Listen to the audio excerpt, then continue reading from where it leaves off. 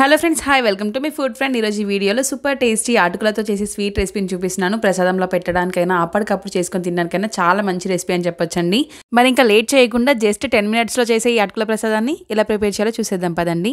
దానికోసం బౌల్లోకి 1 కప్పు వరకు అటుకుల్ని తీసుకోవాలి. మందపాటి అటుకుల్ని తీసుకోండి, పల్చటి అటుకులు అంత బాగుండదు.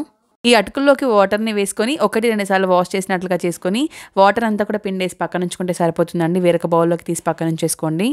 మనం ఇలా ముందే అటుకుల్ని తడిపి ఉంచుకోవడం వల్ల అటుకులు సాఫ్ట్గా అవుతాయండి, ఉడకడానికి ఎక్కువ టైం పట్టదు.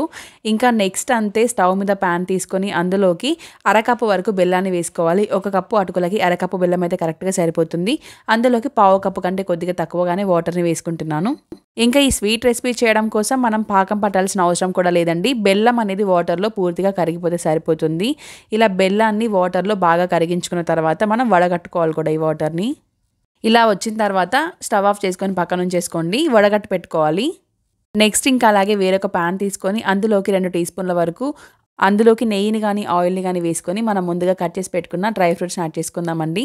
ఫస్ట్ అయితే బాదం పప్పుల్ని వేసి అవి కొద్దిగా వేగిన తర్వాత జీడిపప్పు ముక్కల్ని, అవి కూడా కొద్దిగా వేగిన తర్వాత పుచ్చగింజల్ని అలాగే కిస్మిస్లను యాడ్ చేసుకుంటే సరిపోతుంది.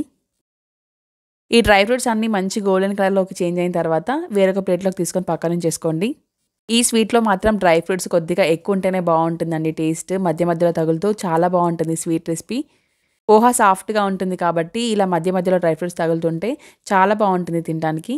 నెక్స్ట్ ఇంకంతే ఇలా బెల్లం వాటర్ని మనం ముందుగా చేసి పెట్టుకున్నాం కదా, దాన్ని అంతా ఇలా వడగట్టేసుకొని ఒక్క పొంగు వచ్చేంత వరకు కొద్దిగా మరగనిస్తే సరిపోతుంది.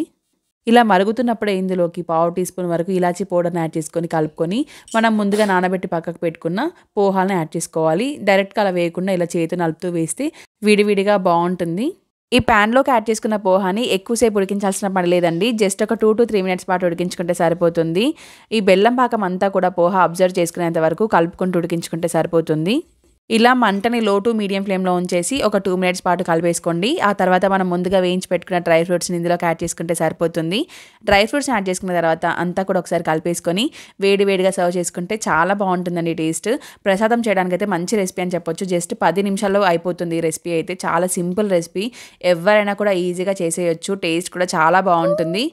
ఇంకా చివరగా మీకు ఇందులోకి పాలు వేసుకోవాలి అని అనుకొని కొద్దిగా పాలు వేసి ఉడికించినా కూడా పాయసం లాగా కూడా స్వీట్ చాలా బాగుంటుంది.